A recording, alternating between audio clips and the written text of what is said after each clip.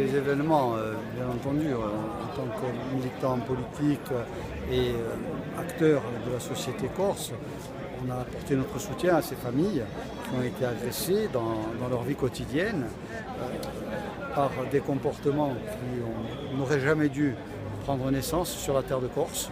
On aurait pu penser qu'on était une terre de générosité, une terre avec un sens du partage et du mieux vivre. On constate aujourd'hui qu'on est en phase d'échec, même sur ce territoire qui pourtant avait les prémices d'être une terre généreuse. Maintenant, dans l'immédiat, l'aspect judiciaire, il est déplorable.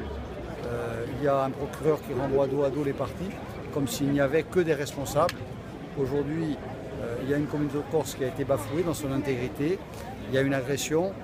Il y a la volonté manifeste de vouloir traiter de manière judiciaire ce qui est que la légitime expression d'un droit à l'existence et un droit à l'affirmation des vraies valeurs d'une vraie république, mais pas d'une république française, d'une république corse qui est en devenir, qui aujourd'hui doit s'imposer pour reprendre ses marques, pour reprendre ses droits, puisque la France ne fait exister aucun droit et qu'elle bafoue en permanence les droits des Corses.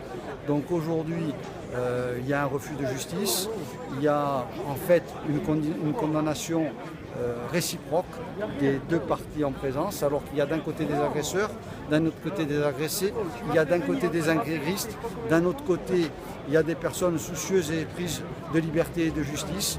On mélange tout. Il y a une tentative d'homicide. On ne retient que des faits pour essayer de faire une justice à la Ponce Pilate.